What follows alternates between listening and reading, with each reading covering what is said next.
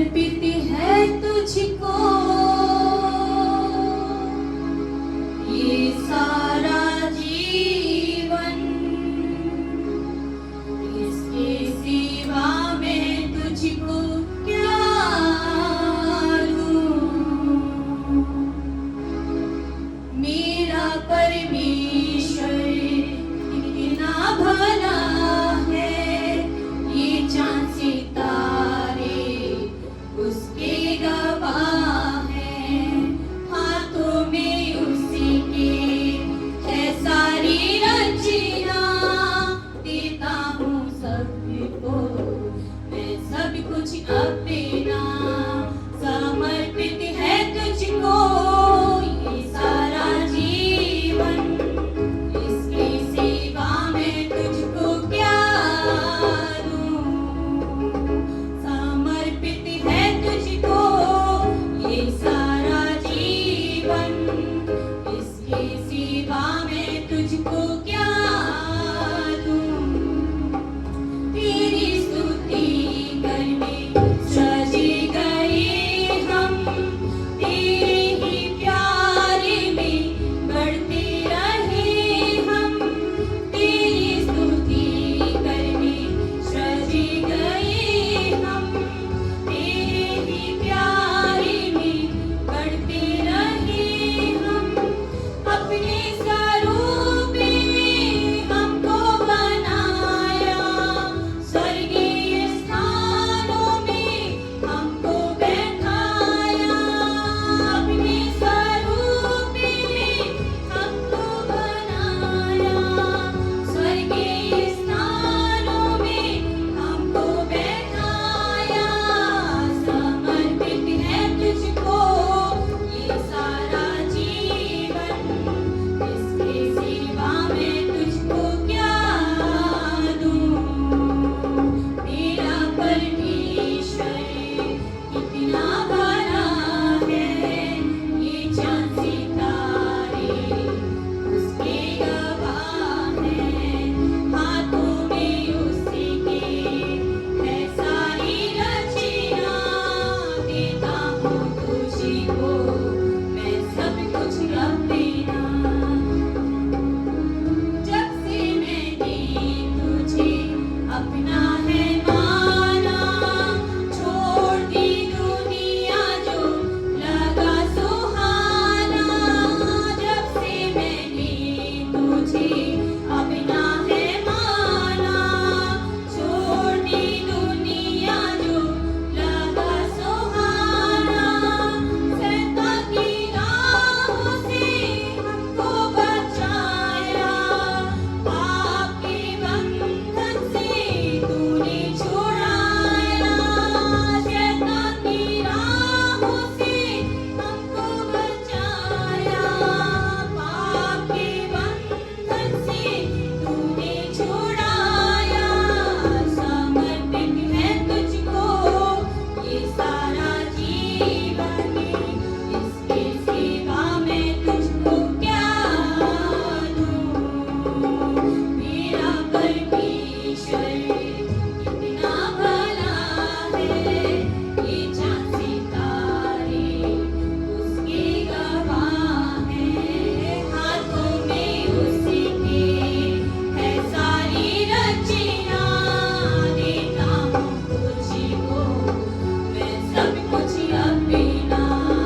समर्पित है तुझको ये सारा जीवन, इसकी सेवा में तुझको क्या दूं।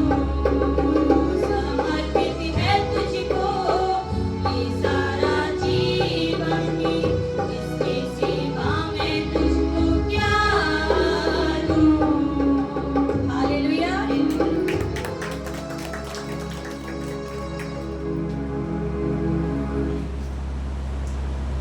Praise the Lord.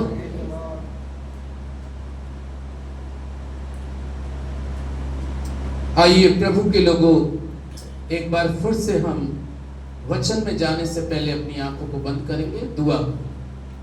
महान जीवित अद्भुतकारी सामर्थी परमेश्वर, हम आज के इस पवित्र दिन में, जबकि आज तेरे पवित्र भोज को तेरा बदन और तेरी रोटी तेरे लोगों को दी जाएगी।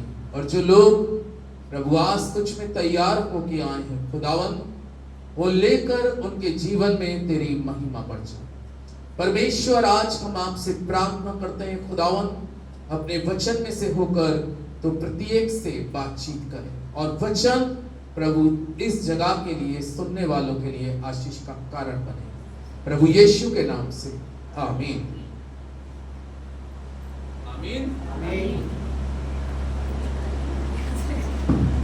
आइए प्रभु के लोगों, अब समय है लूका की इंजील को निकालेंगे हम लोग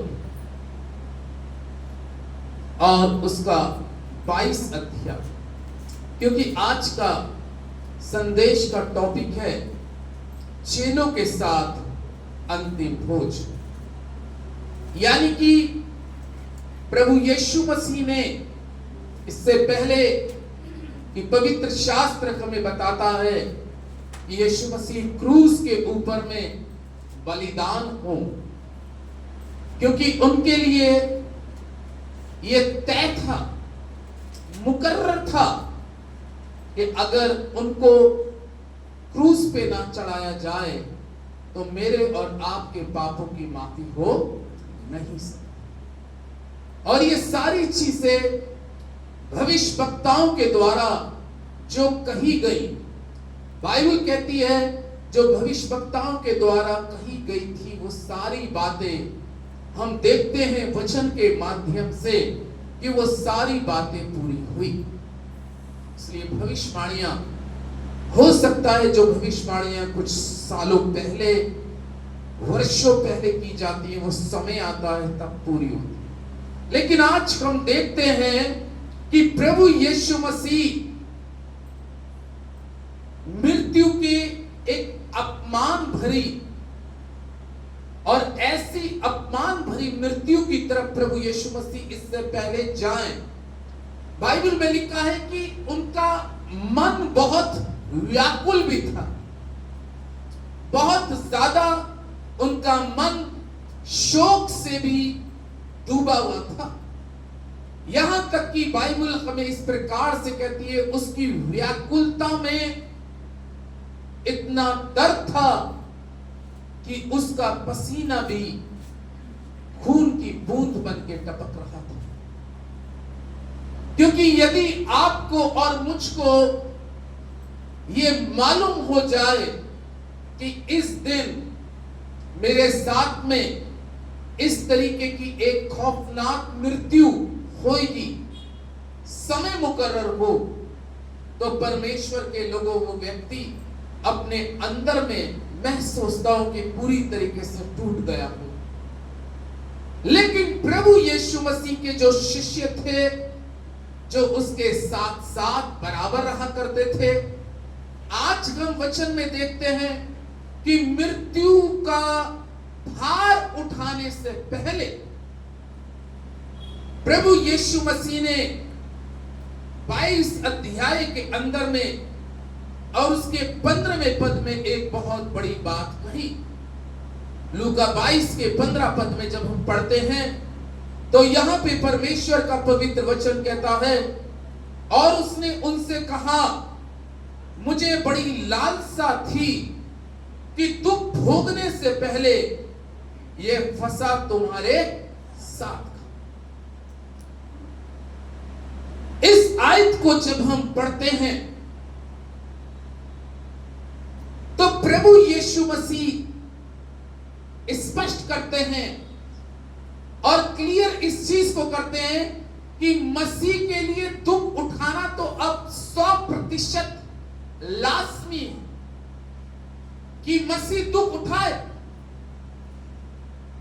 लेकिन जब वो अपने शिष्यों को देखते हैं, क्योंकि मैं अगर वचन से आपको बताऊं तो कई जगह प्रभु यीशु मसीह अपने शिष्यों के साथ में कभी 5 रोटी से, कहीं 7 रोटी से मिरेकल करते थे और साथ में एक साथ मिलकर उनका खाना पीना होता था। लेकिन अब जो था, एक कंडीशन यहां पर यह आ रही थी कि अब उनको एक ऐसा समय उनके लिए मुकर्रर हो चुका था कि जिसमें उनको क्रूस के ऊपर में चढ़ना है। और बाइबल हमें इन पदों के अंदर में बताती है, तब वो अपने शिष्यों को देखते हैं कि ये वो शिष्य हैं जो मेरे साथ साथ मेरे पीछे पीछे रेगुलर चलने वाले शिष्य हैं। अगर हम बात करें इस संसार के अंदर में, किसी को अगर फांसी दी जाती है, किसी को अगर फांसी दी जाती है, यीशु को फांसी नहीं दी गई थी, वो तो पाप के लिए वो क्रूस पे चढ़ा था, पाप का भार लेके क्रूस पे चढ़ा था। लेकिन संसारिक दृष्टिकोण से यदि हम बात करें तो अगर किसी को फांसी दी जाती है, यानी कि किसी को फांसी की सजा सुनाई जाती है, तो उसकी एक आखिरी इच्छा पूछी जाती है। फांसी डिक्लेयर हो गई, इस व्यक्ति को फांसी दी जाएगी, लेकिन उसकी आखिरी इच्छा कि भाई तुम अपने बच्चों से मिलना चाहते हो, या परिवार के किसी सदस्य से मिलना चाहते हो, या कुछ स्पेशली खाना चाहते हो, तो उसकी इच्छा होती। लेकिन प्रभु यीशु मसीह अपने शिष्यों से बहुत ही अधिक प्यार करते थे। क्रूस पे चढ़ने से पहले वो ये भी लालसा रख सकते थे कि मैं अपनी मां के गोद के अंदर में लेटूं, ऐसी भी लालसा कर सकते थे। मैं अपने पिता के पास में, यूसुफ के पास में जाकर उनसे अपने लिए कुछ कहूं, अपने दर्द को कुछ बांटूं, लेकिन नहीं, प्रभु यीशु मसीह का स्नेह अपने शिष्यों के लिए इतना ज्यादा भरा रहता था कि यानी कि उनकी मृत्यु से पहले आज जो हम इस फसह के पर्व का भोज जो आज यहां से दिया जाएगा प्रभु के लोगों, यीशु मसीह की हम लालसा के बारे में देखते हैं, उनकी इच्छा। और उनकी इच्छा यह है कि मैं इस दुख उठाने से पहले तुम्हारे साथ क्या करूं। वचन कहता है कि उसकी लालसा थी कि दुख भोगने से पहले ये फसह तुम्हारे साथ, यानी कि इस संगति में, इस संगति के अंदर में प्रभु अपने शिष्यों को लास्ट समय के अंदर में भी वो अपनी देह से जोड़ना नहीं चाह रहे थे। लास्ट समय भी यीशु मसीह अपने लहू से में उनको पूरी तरीके से ब्लेस करना चाह रहे थे, अपने लहू में उनकी पूरी सुरक्षा करना चाह रहे थे। क्योंकि जब हम देखते हैं परमेश्वर के लोगों, जब रोटी दी जाती है तो प्रभु यीशु मसीह कहते हैं ये मेरा बदन है,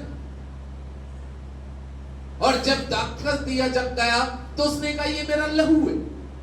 यानी कि मृत्यु से पहले प्रभु यीशु मसीह ने उस रोटी को देकर, और वचन कहता है कि उस दाखरस को देकर इस चीज का अपने शिष्यों को प्रमाण दिया कि आवश्यक है, अवश्य है कि परमेश्वर का पुत्र पापियों के हाथ पकड़वाया जाए, और वचन जो नबियों के द्वारा कहा गया है या भविष्यवक्ताओं के द्वारा कहा गया जो वचन है वो पूरा हो। इसलिए प्रभु यीशु मसीह जब अपने शिष्यों को देखते हैं तो देखने के बाद में इस चीज को कहते हैं, मुझे बड़ी लालसा है कि मैं इस दुख उठाने से पहले मैं तुम्हारे साथ इस फसह का पर्व बनाऊं, मैं तुम्हारे साथ रिफाकत करूं, मैं तुम्हारे साथ में संगति करूं।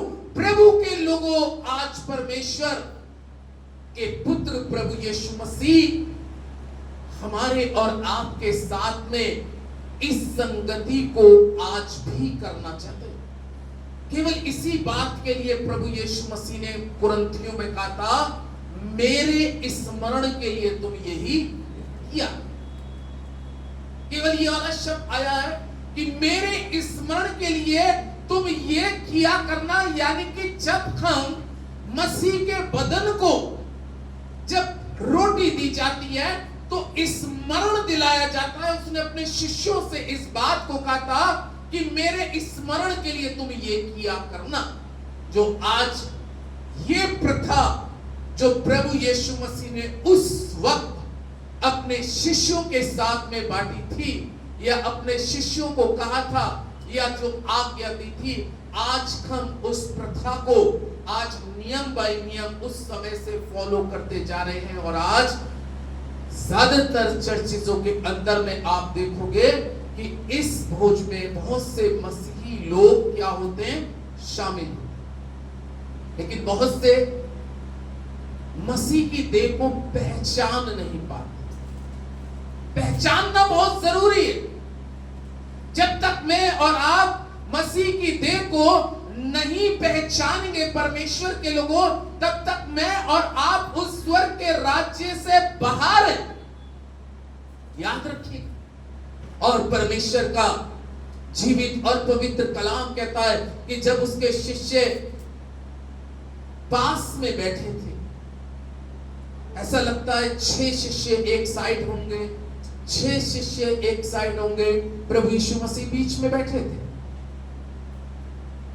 और बाइबल में लिखा है, परमेश्वर का वचन कहता है कि इसी चैप्टर के अंदर में जब हम पढ़ते हैं तो परमेश्वर का जीवित और सामर्थी कलाम हमें स्पष्ट रूप से इस प्रकार से बतलाता है। और क्या बतलाता है प्रभु के लोगों, वचन में अगर हम देखें, क्योंकि मैं तुमसे कहता हूं कि जब तक वो परमेश्वर के राज्य में पूरा ना हो तब तक मैं उसे कभी ना खाऊंगा। तब उसने कटोरा लेकर धन्यवाद किया और इसको लो, आपस में बांट लो, क्योंकि मैं तुमसे सच कहता हूं जब तक परमेश्वर का राज्य ना आए तब तक का रस अब से कभी ना पीऊंगा। फिर उसने रोटी ली और धन्यवाद करके तोड़ी और उनको ये कहते हुए दी, ये मेरी क्या है, दे, तुम्हारे लिए दी जाती है। कह रहा मेरे स्मरण के लिए यही किया। जब हम 19वां और 20वां पद पढ़ते हैं, क्योंकि उसकी लालसा, प्रभु यीशु मसीह की लालसा थी कि इससे पहले कि मैं उस क्रूस के भार को, इस संसार के गुनाह के भार को, उन संसार के सारे पापों को अपने ऊपर उठाऊं और उस क्रूस को लेके चलूं, उससे पहले प्रभु यीशु मसीह अपने शिष्यों के साथ में बैठे हैं। और बाइबल में लिखा है कि उन्होंने रोटी को लिया और रोटी लेकर उसने अपने पिता का क्या किया, धन्यवाद किया। यानी कि जब यीशु मसीह रोटी ले रहे हैं और अपने पिता का धन्यवाद कर रहे हैं, तो उस समय शिष्य समझ नहीं पा रहे। लेकिन प्रभु यीशु मसीह ने वचन के मुताबिक अगर देखें तो वो संसारिक रोटी ऐसी होगी, लेकिन वो उसको बता रहे थे ये मेरी देह है, मेरी देह तुम्हारे लिए दी जाएगी, तुम्हारे गुनाहों के लिए दी जाएगी, तुम्हारे पापों के लिए दी जाएगी।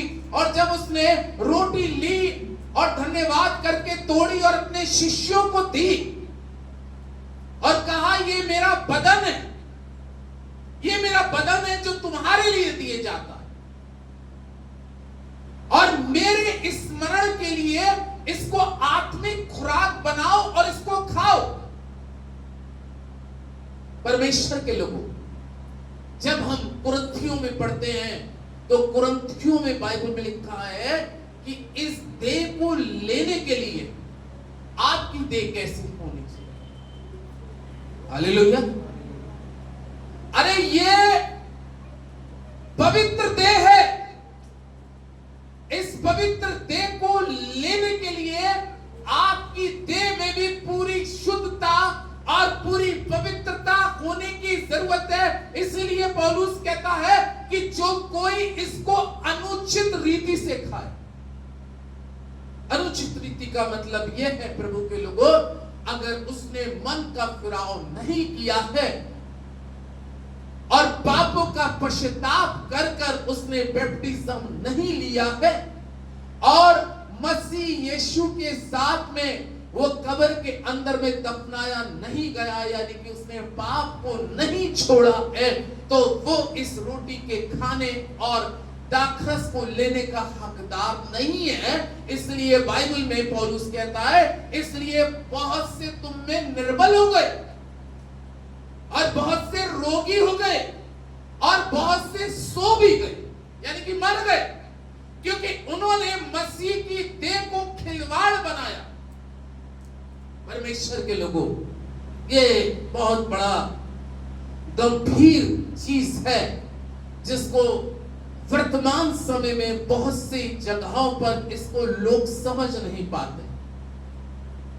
मैं कहूंगा केवल चाहे 10 लोग इस प्रभु भोज में शामिल हो, लेकिन 10 लोग 10,000 के बराबर हैं अगर अंदर से बिल्कुल क्लियर हो। आमीन। अंदर से अगर आप साफ हैं, आपने मन का फिराव किया है और बपतिस्मा विश्वास का लिया है, इस देह को आपने पहन लिया है, तो प्रभु के लोगों जब आप इसको लेते हैं तो लेने के बाद में इस देह में होली स्पिरिट वर्क करता है, परमेश्वर का आत्मा काम करता है, परमेश्वर की प्रेजेंस इसके अंदर में काम करती है। लेकिन जब हम इस देह को, इस रोटी को जब हम अनुचित ढंग से लेते हैं तो ये हमारे लिए शराब का कारण बनता है। साफ वो कहता है, वचन किसी का भी फेवर नहीं करता। अगर वचन गुनहगार है तो उसको कहेगा तू गुनहगार है, वो फेवर करने वाला वचन नहीं है। परमेश्वर किसी का फेवर नहीं करता। इसलिए परमेश्वर के लोगों, मुझे और आपको सबको परमेश्वर के सामने खड़ा होना है। इसलिए मुझे और आपको इस रोटी में शरीक होने से पहले, क्योंकि वो पवित्र बदन है, हालेलुया, तो उस देह को लेने के लिए मेरे और आपको कैसा होना, बताइए? पवित्र होना, मन से पवित्र, दिमाग से पवित्र, शब्दों से पवित्र, ख्यालातों से पवित्र, शुद्धता के साथ जब आप इस रोटी को लेते हो तो वो देह जब आपके अंदर में जाती है तो आपकी कमजोरियों को खत्म कर देती है, आपकी बीमारियों को खत्म कर देती है। मैंने लाइफ में बहुत से ऐसे लोगों को देखा है कि पास्टर साहब, जिस दिन मैंने रोटी और ये बदन लिया और दाखरस लिया, मेरे अंदर में ये तकलीफ थी, मेरी खत्म हो गई। क्योंकि जब आप अच्छे और साफ मन से प्रभु की वेदी के पास आते हैं इसको लेने पर, तो आपके जीवन के दुख भी खत्म हो जाते हैं, आपके जीवन की पीड़ा भी खत्म हो जाती है, आपके जीवन के कष्ट भी खत्म हो जाते हैं। लेकिन जब हम अनुचित ढंग से आते हैं तो हमारे जीवन में परेशानियां बढ़ जाती है, क्योंकि इसका कारण यह है कि हम उसके योग्य नहीं थे। और बाइबल में लिखा है, फिर उसने वो कटोरा लिया और वचन इस प्रकार से कहता है कि उसने कटोरा लेकर धन्यवाद किया और अपने शिष्यों को देकर कहा, ये मेरा लहू है जो तुम्हारे लिए बहाया जाता है। यानी कि प्रभु यीशु मसीह अपने शिष्यों को संकेत बार बार दे रहे थे कि किस तरीके से मुझे इस संसार के लिए क्रूस पर बलिदान होना। लेकिन ये सारी चीजें वो इस क्रूस पर बलिदान होने से पहले जो वो अपने शिष्यों के साथ में बांट रहे थे, उस चीज को वो कर रहे थे। यदि हम मरकुस की इंजील निकालें 14 अध्याय, मरकुस की इंजील उसका 14 अध्याय को अगर निकालें और जब हम उसके 22वें पद को पढ़ते हैं तो परमेश्वर का वचन 22 और 23 और 24वें पद में लिखा है। मरकुस 14, जब वे खा ही रहे थे तो उसने रोटी ली और आशीष मांगकर तोड़ी और उन्हें दी और कहा, लो ये मेरी देह। आशीष मांगकर उसने रोटी तोड़ी और इस पद के अंदर में परमेश्वर का जीवित और पवित्र सामर्थी कलाम कहता है, वो कहता है ये मेरी देह है।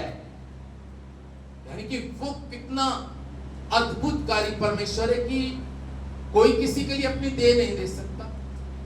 भाई किसी के पास जाओ, भैया मैं परेशान हूं, 1000 रुपए दे दो, 2000 ले लिया, लेकिन किसी से कहा भैया अपनी देह दे दे, कुर्बान कर दे मेरे लिए मर जा तू, वो बड़ा इम्पॉसिबल है। यह अनहोना है कि कोई इंसान किसी के लिए अपनी देह को कुर्बान करे, किसी के लिए अपनी देह को दे दे। लेकिन प्रभु यीशु मसीह अपने शिष्यों से कह रहे हैं, ये मेरी देह जो है वो तुम्हारे लिए मैं तुमको दे देता हूं, लेकिन इसको रिसीव तो करो, इसको अपनी जिंदगी के अंदर में स्वीकार तो करो। और जब यीशु मसीह उस रोटी को लेते हैं तो बाइबल कहती है वो आशीष मांग कर तोड़ते हैं और धन्यवाद करते हुए अपने शिष्यों से कहते हैं, मेरी लालसा ये थी कि अंतिम समय में तुम्हारे साथ में मैं इस भोज में शामिल हूं। और तब उसने रोटी लेकर धन्यवाद करके तोड़कर अपने शिष्यों को दी और कहा, ये मेरी देह, ये मेरी देह है। और हम उसकी देह को कल के रोज देखते हैं कि गुड फ्राइडे पे किस तरीके से उसकी देह के ऊपर में जुल्म हुआ, उसकी देह पर कितना पीड़ा उठाई गई, उसकी देह के ऊपर में कितने कष्ट का पल था। उसकी देह, बाइबल में लिखा है कि उसकी देह ऐसी हो गई कि जैसे कोई खेत के अंदर में हल चला देता है। उसकी देह इतनी जख्मी हुई, लेकिन ये देह किसके लिए हो रही थी? ये देह हमारे लिए हो रही थी, ये हमारे अपराधों के लिए हो रही थी। लेकिन फिर भी उसका स्नेह देखिए, उसका प्यार देखिए कि उसने अपनी देह को हमारे लिए देकर, बाइबल में लिखा है कि उसके शरीर से जो खून बहा, उस खून के बारे में भी परमेश्वर का वचन इस प्रकार से कहता है 23वें पद में, फिर उसने कटोरा लेकर धन्यवाद किया और उन्हें दिया और उन सब ने उसमें से पिया और उसने उनसे कहा, ये वाचा का मेरा वो लहू है जो बहुतों के लिए बहाया जाता। ये वो लहू है जो बहुतों के लिए, संसार के प्रत्येक मनुष्य के लिए बहाया जाता है, जो उसने दिया। हालेलुया।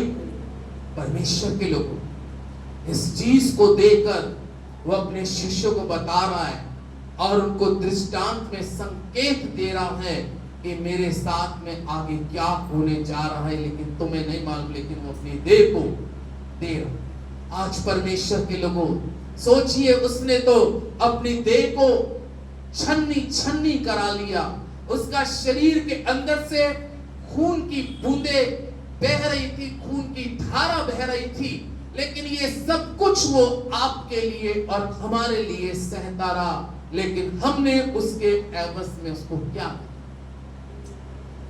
जब हम गुनाह में, जब हम पाप में लौट के चले जाते हैं, केवल हम अपने शब्दों से, अपने विचारों से, अपनी बोली से और अपने बुरे कामों से केवल हम फिर भी उसको दुख और पीड़ा ही देते हैं।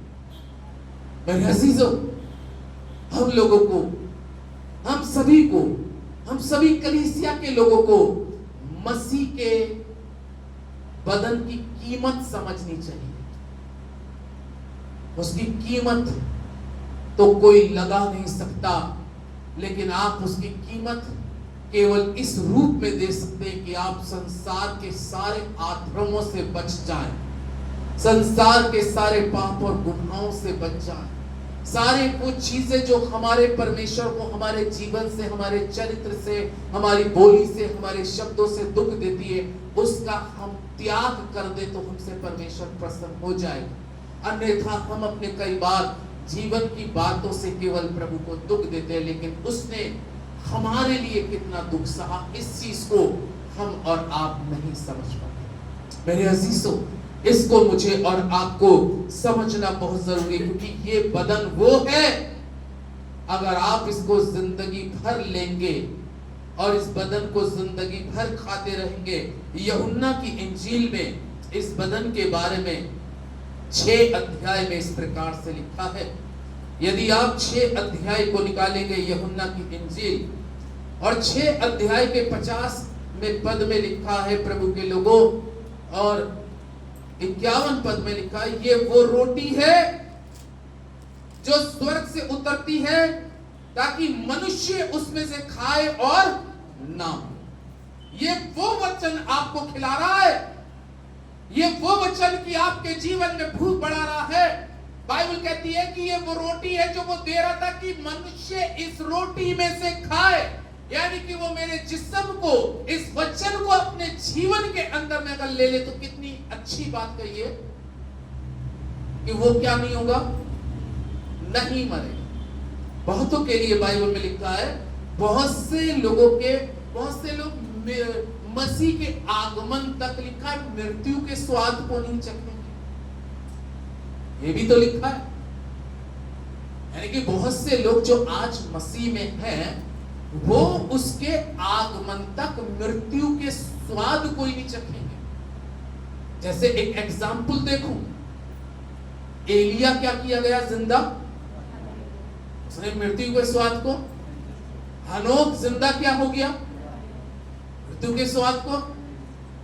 अरे भाई ये स्पष्ट है, वचन कहता है कि जो लोग इस रोटी में से खाएंगे और इस दाखरस में से, उसके लहू में से पिएंगे, बाइबल में कहा है कि उनके, थिस्सलुनीकियों की पुस्तक में लिखा है, उनके जिस्मानी शरीर बदल जाएंगे। हो सकता है जितने यहाँ पे हम लोग बैठे हो कि मसीह का आगमन आए तो शायद वो वाली मृत्यु जो बहुतों को आ चुकी है, हो सकता है कि हम उस मृत्यु को भी ना देखें, हमारे जिस्म क्या हो जाएंगे, बदल सकते हैं, बदल जाएंगे। और जब जिस्म बदलेंगे तो हम उसके साथ में, बाइबल में कहा, अगर इस रोटी में से खाएंगे तो हम उसके साथ में 1000 वर्ष तक राज करेंगे। ये वो रोटी है, ये वो लहू है कि जो इसमें से पी ले उस पर दूसरी मृत्यु की भी हानि ना हो। दूसरी मृत्यु यानी कि आत्मा की भी कोई हानि नहीं होगी। लेकिन जब तक हम इस देह में हैं, जब तक हम इस देह में हैं प्रभु के लोगों, तो इस देह के द्वारा परमेश्वर की महिमा को आगे बढ़ाएं। मत्ती 26 में बाइबल इस प्रकार से कहती है, यदि हम मत्ती 26 को देखते हैं और 26 अध्याय के अंदर में परमेश्वर का वचन 26 और 27 पद को जब हम पढ़ते हैं तो परमेश्वर यहाँ पर स्वयं इस प्रकार से कहता है, जब वे खा रहे थे तो यीशु ने रोटी ली और आशीष मांगकर तोड़ी और चेलों को देकर कहा, लो खाओ, ये मेरी देह है।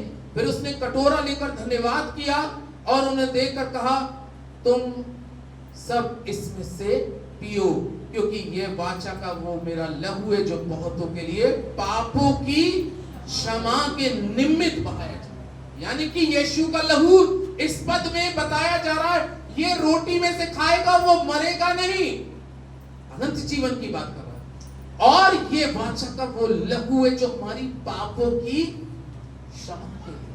यानी कि जब हम अगर मन के साथ इस वेदी पर आते हैं और क्षमा की याचना करते हुए आते हैं तो हमारे पाप भी क्या होते हैं, इसको लेने से क्या हो जाते हैं, क्षमा अंदर से। लेकिन हमें पहले क्षमा लेने की जरूरत है। यह है परमेश्वर के लोगों, परमेश्वर का वचन। एक आखिरी पद को पढ़ेंगे क्योंकि पहला कुरिन्थियों 11 में परमेश्वर का वचन कहता है, क्योंकि जब आप इस रोटी को खाते हो या इस कटोरे में से पीते हो तो यहाँ पर पहला कुरिन्थियों 11 अध्याय के अंदर में वचन इस प्रकार से कहता है, 26वें पद को यदि हम पढ़ें तो लिखा है, क्योंकि जब कभी तुम ये रोटी खाते और इस कटोरे में से पीते हो तो प्रभु की मृत्यु को जब तक ना आए क्या करते रहो, जब तक मसीह का दोबारा आगमन ना हो। आपके जीवन की एक धुनी होनी चाहिए और वो धुन ये होनी चाहिए कि मेरे जीवन से मसीह का किसी भी रूप में प्रचार होएगा, चाहे उस प्रचार के लिए मुझे दुख उठाना पड़े, चाहे उस प्रचार के लिए मुझे कष्ट उठाना पड़े, और चाहे उस प्रचार के लिए प्रकाशित वाक्य में लिखा है बहुतों के सर भी क्या कर दिए गए, कलम कर दिए गए, बहुतों को आने से भी चीर दिया गया। बड़ा कठिन वाली बात होती है प्रभु के लोगों। बहुत से लोग ऐसे होंगे कि जिनका ईमान लास्ट में भटक जाए, लेकिन जो सच्चे पवित्र खरे लोग होंगे वो अपनी जान की परवाह ना करेंगे, आमीन। क्योंकि उनको मालूम है कि ये रोटी हम जो खा रहे हैं और ये लहू जो हम पी रहे हैं, हमारी अगर देह भी इस प्रचार के लिए कुर्बान हो तो हमारी यीशु की देह कुर्बानी हुई, अगर हमारी भी हुई तो हम उसके साथ 1000 वर्ष तक क्या करेंगे? राज करेंगे। ये है परमेश्वर के लोगों, परमेश्वर का वचन। इसलिए वो इस दुख उठाने से पहले कहता है, मुझे बड़ी लालसा थी कि तुम्हारे साथ इस फसह का पर्व करूं। प्रभु के लोगों, वचन पर आशीष मिले। आमीन। आइए दुआ। हमारे जीवित महान सामर्थी अद्भुतकारी परमेश्वर, हम धन्यवाद धन्यवाद धन्यवाद करते हैं तेरे प्रेम के लिए, तेरी दया के लिए, तेरी करुणा के लिए, तेरे अनुग्रह के लिए, तेरे फजल के लिए प्रभु। और धन्यवाद करते हैं आज के इस वचन के लिए जो तूने आज बताया। मुझे बड़ी लालसा थी कि मैं इस दुख उठाने से पहले तुम्हारे साथ फसह का पर्व बनाऊं, और प्रभु तूने उसको बनाकर वचन को पूरा किया।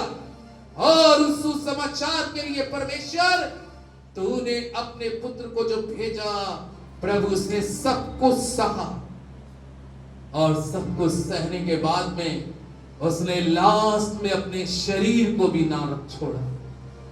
अपने खून की सारी एक एक कतरे को संसार के लिए, मानव जाति के लिए बहा दिया। और फिर तू कहता है, मेरे स्मरण के लिए तुम मेरे जाने के बाद यही किया करो। प्रभु आज कलीसिया में जितने लोग आए, बहुत से लोग प्रभु तेरी देह को आज भी नहीं पहचानने, दुनियावी काम काजों में फंस चुके हैं प्रभु परमेश्वर। लेकिन हमारे जीवन की देह हमेशा तेरे लिए समर्पण है। एक एक जीवन को बड़ी आशीष बरकत दे। धन्यवाद के साथ इस प्रार्थना विनती को यीशु के नाम से मांगता हूं। आमीन आमीन।